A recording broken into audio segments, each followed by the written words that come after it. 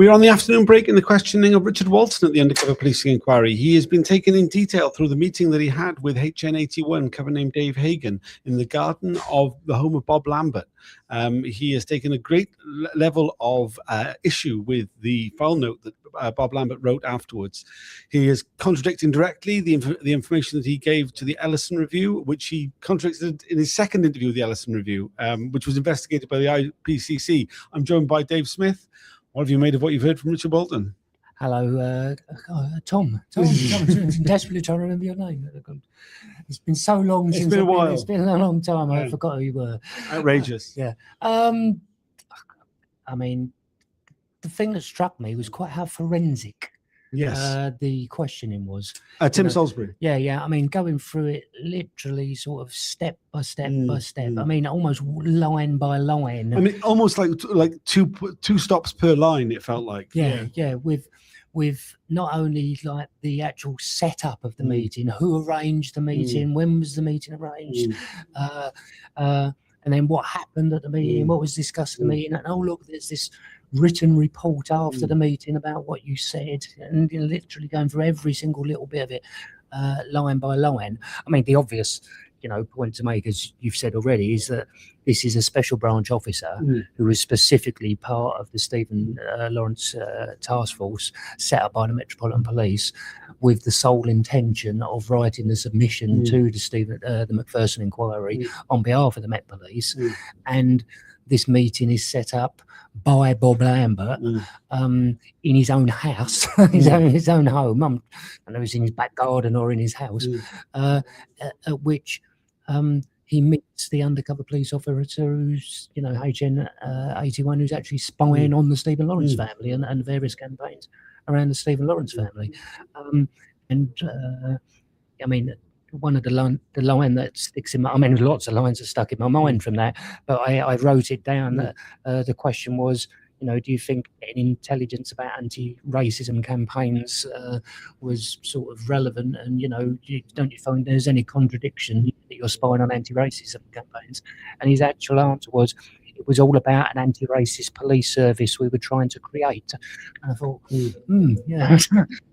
Yeah, I mean, like it was as you say, like the level of detail has been ridiculous. I mean, we spent most of the morning trying to clarify who it was exactly that Richard Walton was working for at that time. It seems very clear that he was working for both the Stephen Lawrence Review team and the Racial and Violent Crime Task Force. But he is trying to claim that he had finished with the Stephen Lawrence. But seemingly, he literally had attended a meeting about the Stephen Lawrence task force with some lawyers the day before the meeting and a couple of days after as well. I mean, I mean, what's really striking is that when he was interviewed twice by Mark Ellison as part of the Ellison Review, he gave like a really flowery conversational explanation of what was said to him about the setup and what happened at the meeting. He was supposedly ambushed with this document at the first interview, and that's why his second interview, it directly contradicts what he said in the first. But the level of detail that he seemed to remember then, which he now claims not to have, and he keeps saying repeatedly, I think his most common phrase, I don't want to mislead the inquiry. Which I think is very telling, and a sign that perhaps he is obscuring some of the facts here. Yeah, I mean, it's very difficult to listen to it without thinking you've got undercover police officers from the SDS spying on the Stephen Lawrence family, spying on Neville and Doreen and the rest of the family, and some of the campaigns that are around it. They've talked about Nation of Islam, they've talked about Movement for Justice, and this is being fed back into a special branch officer who is helping to write the reports. I mean, repeatedly he talked about, that the Nation of Islam and Movement for Justice earlier on in the questioning, that they weren't doing legitimate protests. Their protests were somehow illegitimate, and weren't just normal political protesting that people were allowed to do. He was very keen to conflate the two groups together as often as he never said one without saying the other. He brought up repeatedly that the Nation of Islam had caused the inquiry to be suspended. I mean, the fact that it had been for a very short period of time doesn't seem to have mattered to him. He also kept saying that he didn't know that HN81 was infiltrating Movement for Justice. That he before, during, and after, he had no idea that was the case. Even though he admits that discussions about what the Movement for Justice were doing and was part of the conversation that took place. He claims that he didn't know if he was being briefed or if he was briefing the officer. He didn't take any notes, though he could have done. It's very unusual, I would think. I mean, look, I go to meetings and I take notes. You know, I think it's going to be very, very unusual that a meeting is set up by a DI in SDS, and you turn up as a special branch officer and you don't take any notes about it whatsoever. Bob Lambert has clearly taken like masses of notes because he writes it up as a report afterwards. He claims that not only did he not take any notes, he didn't discuss the what happened in the meeting afterwards with anybody.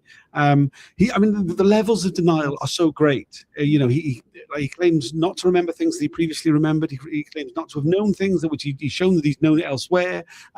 He is trying to play down at every level. He claims there wasn't an undercover officer in the Lawrence family camp, that he was unaware that there was. That it's like he's gone through like layers and layers and layers of denial in order to distance himself as much as possible from anything which he admits that were he on the Stephen Lawrence review team and he was meeting with an undercover officer at that point, which is what he did, it would be inappropriate. As a hypothetical, he said that, but like that was literally what happened, because he knows that he's absolutely bang to rights, and the behaviour is clearly inappropriate. Yeah, I don't really think I've got any more to add. Fair enough. Well, honestly, I think you've nailed it. There is more to come. There's more to come. Can I just have one more point? I missed Sir Paul Condon the other day, and I'm sorry I did. Once again, obviously, Sir Paul Condon was questioned mercilessly about the Stephen Lawrence campaign, and quite rightly so. Sir Paul Condon was also questioned about blacklisting. Yes. But the point I'm sort of, and Imran Khan's my lawyer as well as Dorian Lawrence's lawyer, is that Imran said Condon was given 2 questions that were just like pat away questions on blacklisting, but the inquiry can tick the box that we've asked them the questions. I mean, this has been line by line by line going through documents, and yet blacklisting, literally the commissioner of the Metropolitan Police is asked about blacklisting, and with like 2-second brush off, or we move on to something else, when all know because of the True Lives, True Spies documentary, of which Special Branch and the SDS officers admit that all of their stuff was used for blacklisting, that this was going on. We know that the SDS material was passed to MI5, which is used for vetting on loads of public sector and private sector jobs. But the Commissioner of the Metropolitan Police know nothing about it. I mean, the difference between absolutely forensic investigation and literally pat-a-cake questions that they take no notice of. Oh, look, we asked them a question, no one knew anything. That's the thing that, I mean, all the stuff about Stephen Lawrence like that is appalling and should be investigated with forensically. But the fact that there are some bits of the inquiry that they are just appear to be, at least, brushing over with a very light level of investigation. I'm only holding my breath about what the interim report is going to say. At the very beginning of this inquiry, a lot of us in the various campaigns predicted that the final report would accept that spying on the Stephen Lawrence family and the Black Justice campaigns, Ricky Real and other campaigns, and the intimate relationships with the female activists will be condemned and will be, but everybody else will be fair game. And quite honestly, having sat through 10 years of this, I don't think that, everybody's assessment at the beginning is going to be proved a lot different. I think you're completely right. I think there's a complete lack of curiosity from the inquiry about what the undercover officers did next. All the knowledge, all the information that they'd gathered in that time clearly fed into their careers going forward. Not just what they were doing in terms of the revolving door that existed between Special Branch and the Consulting Association, the Economic League, but also just the fact that they were obviously taking this knowledge and going I mean, the guy we've got here today now works in the private sector for, I forget the name of the organization, but some intelligence company, which, you know, provides information for companies in very similar ways that he did with Special Branch. They've obviously taken the information they gathered, and probably some of the files as well, let's be honest, and taken them into the private sector. There is no curiosity from the inquiry about that topic. We've not had any of the witnesses ever being questioned about it, despite the fact that it's clearly pertinent to everything else that they did. There's a huge dereliction of duty, I think, from the inquiry. It's not outside their terms of reference. It makes no sense that they're not going into it. It's simply them trying to get an easier job. It is the point that it's not outside their terms of reference, I think, is very clear, because it's a self-imposed restriction. Yeah. You know, the inquiry and the inquiry chair has made a decision that they're not going to go down this route more than the most cursory sort of questions. And yes, a number of the undercover officers went on and worked in, you know, for these private sector companies that spied on activists and provide information to employers, but their own intelligence. When we've seen the blacklist files, sometimes it's almost word for word. It's using the exact same phraseology that's on the Special Branch files and the SDS files that is on the blacklist files that we see from private companies. We know the conduit company. It's been named, you know, the police have named it in Operation Hearn. It's Costains, the construction company. And yet, why haven't the Costains been brought in? Again, we know the individual. We've given them the individual's name. Why haven't they been called in for questioning? Because otherwise, this is just, you know, yes, the stuff about the women activists and stuff about the Black Family Justice campaign should be, and the inquiry should carry on. You know, no way should be ditched, no way should be closed down, should carry on completely to investigate all the rest of these terrible human rights abuses and miscarriages of justice.